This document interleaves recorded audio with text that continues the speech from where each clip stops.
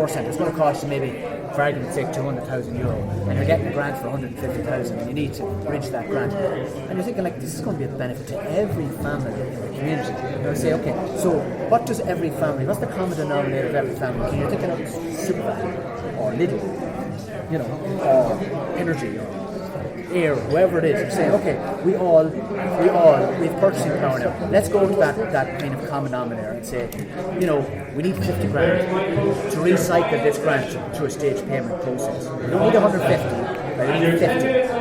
Will you lend us the 50 grand? There's the letter of offer. It's only a matter of recycling it through. It's as good as what's on there, and we'll get you the money back. So you'd form a buyers group? Well, we wouldn't do. We I know, but encourage you to do. But that's your first point of call, because it's free. You're not paying any interest. I'm charging 6% interest. I'm asking you to fill out an application form and send in supporting documentation. Is it easier to do that, which is fairly straightforward, or is it easier to go to your local? I'm just using Super Value as an example, or your local. Can you just say that again? I couldn't hear you. Sorry. Okay. So repeat everything. So say for example you're building a project. Okay, and it's going to cost €200,000, and you're going to get a 75% grant off whoever to do this leader, for argument's sake, right? And so they're going to give you 150 grand, but you only find out the last minute that you only get that 150,000 after you've spent 150,000. So generally speaking, we would provide you 150,000 or a portion of, and you would recycle that through the capital building project through staged payments. But we charge you 6% interest. So if we would give you €50,000, you would pay us €250 every month while that 50,000 is out. And you would keep the 50,000 out until you got the last grant. When you got the last 50,000 grant in, then you clear the loan. Okay? So it's only interest. Interest only. That's fine. On the bridge. Okay? Yeah. But I always suggest that you try and see, can you get a corporate sponsor to come in? Not even a sponsor, a corporate partner, and say, will you give us the 50 grand? We'll give it back to you when we get the grant all cleared. We'll give it back to you in its entirety, right? And in return for us not paying interest and going through the hoops and filling an application form for you, we'll actually call the resource centre, Super Value Resource Centre, or whatever it is. We'll give you some sort of legacy to this building for what you've done. So you're doing yourself out of a job, tell us that. that. Exactly. Why am I doing that? I'll tell you why. Yeah, why are you people I'll doing that? I'll tell you why. Because to be fair, right, we would put as much effort into due diligence involved in giving you €30,000 that you in theory could have back to me in 6 weeks, right? As if I were to give you $500,000 for the next 15 years, right? As much time and effort, and we don't charge an arrangement fee. Okay, so we're actually covering our administration costs by lending you this. Now we will do it if we have to. There is no problem. If you can't do it, don't worry about it. Come in and ask us first. We'll run the figures and we'll get the money out to you. But of course, it makes business sense for me if I can get you to save money. Why? Because down the line you'll remember the idea came from me. And if you ever need to borrow term loan finance down the line, you come back to me because you know that I've got your best interests at heart. You see, I could come in here and not tell you that and say, I'm the only show in town. Borrow money from me, it's 6%. And I hope you have a long delay getting your grant, because every month that you got the money out, you have to keep paying the interest. Because this is a true story.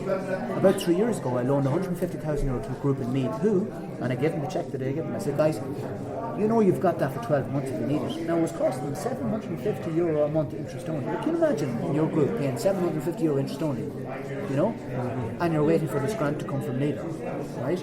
Now, they had budgeted maybe 4, 5 months, 6 months, 750 by 6. The Leader company took 24 months to get that grant. €14,000. €14,000 later on interest. They paid to me. Oh, great. Was I happy with that? No, because I could see the hassle it was causing. I was their best buddy. What was the big sum that they borrowed? They borrowed 150,000. The project cost about 220. And they had to pay you 75 out of that. No, if you have been awarded a grant, say by Leader, 75%, you say touch your corporate bodies to put the upfront money to that, but you still have your balance. Shortfall. So you'll have your own little pot of money yourself, but people always come to us as well. Donald, we need an extra 50,000. We have 20. Where are we going to get the other 30? I say, I'll give you the other 30. I'll give you, and you pay it back to me over a 5, 10, 15 year period, whatever works for you guys, you know, and we run the figures there. So that you wouldn't really need to have to go to you for that until the project's nearly finished. Well, you'd be wiser, never start a project until you have all the money in place.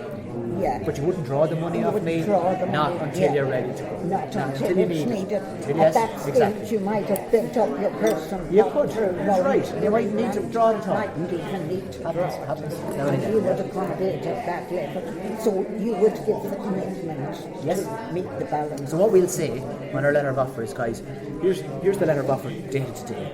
You have 6 months from today to start drawing that money. Why do we put a time limit on it? Because we don't want hundreds of thousands of euro all around the country committed and nobody uses it. Because there's no immediate social impact. There are 2 criteria that we have. Is A, that you can show a capacity to repay the money back in some shape or form, and B, that the social impact of our investment is immediate.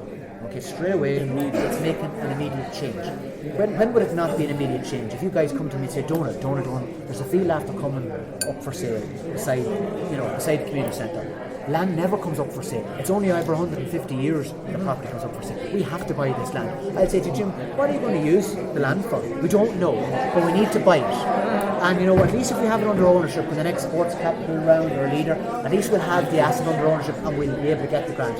We'll not give you a loan for that because that's speculative acquisition of property. The only thing that's doing is sucking money out of the community with no real impact at all.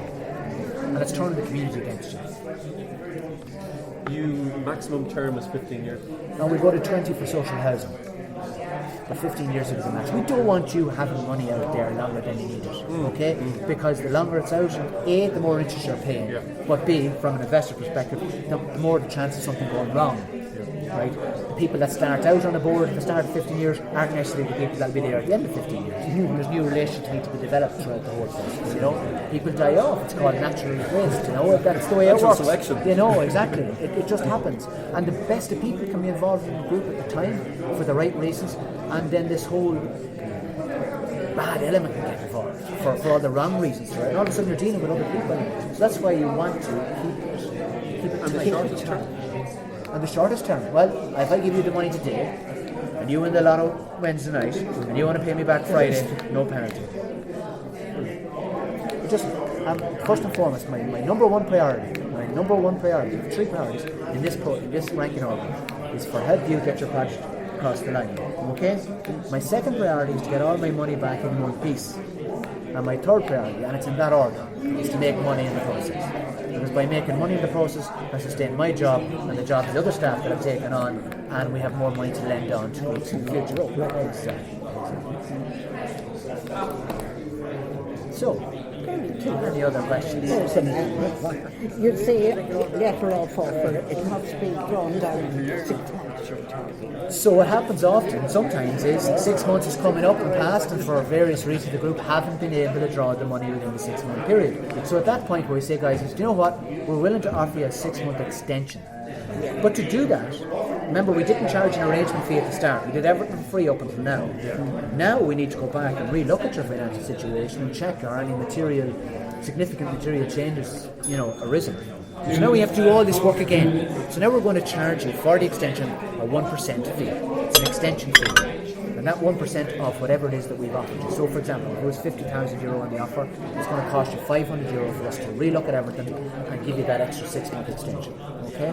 Now what often happens, and I can foresee happening with the leader program here, is 6 months down the line, you still don't even have a bloody grant offer. You still don't have a grant offer. You're still waiting on the bloody offer. It's about 5 different lists. So what happens if we give you the extension and you've paid for the extension, we give you and 12 months down the line, and there's still not any bloody offer. Or you have an offer now, but it's going to take you for ages to actually start drawing the money. Well, at that stage we know it was extenuating external circumstances beyond your control we won't be found wanting. We'll make the facility still available to you. But what we want to do is we want to create the incentive because groups kind of take their foot off the pedal when they get this offer. They think that's us sort of, we can relax. No, you can't relax. You need to keep snowball effect. You need to keep the momentum and get this thing across the line. So you want to keep the incentive there for you to push on, develop the project, and the iron. How do you push leader? That's $1 million one.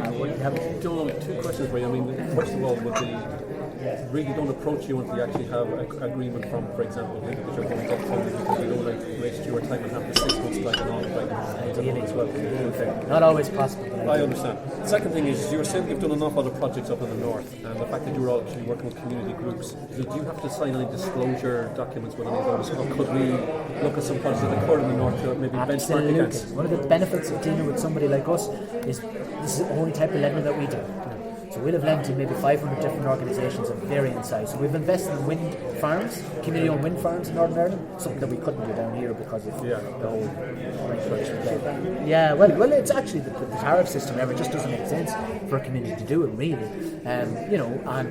There's really very little at this stage, I think. Now I'm always open to contradiction on it. That a community group can do that we haven't either invested in or seen somewhere across the 32 counties. So you wouldn't be adverse to someone contacting you to get information about projects that were done? We'd encourage it. It's good learning. Like for example, we're involved, and I was former chair of the Communities Creating Jobs movement. So it's a national-based organisation, and only there a couple of weeks ago we did a webinar on community shops. So we had Packy Kelly from the Choppendini, the Cost Cutter shop in Monaghan, and Mary Fogarty from the Lochmore Tea Rooms down in Tipperary as a kind of a rural kind of option, on about their experience of setting up community shops in both urban and rural settings, and that thing now we've got that. If you want to email me, I can send you on to the link of that. That's the social enterprise thing, isn't it? Where it's backed by some of the social funding things, but hopefully it will be a viable business, but you're actually doing something for the community. That's right. Yeah. That's right. And it's owned by the community as well, or a co-op structure or something. So that's it, guys. Listen, I hope that's been of some interest. I'm sorry not everybody got to ask questions, but hey, send me an email. And we'll keep you up to speed with things as we get back. Is that all right? Thank you. Or ring me if you've got any other questions you want to answer here. Ask me. Ring me. Okay. So that was a taster of what the Cavan PPN had to offer in the Kilmore Hotel on the Dublin Road in Cavan.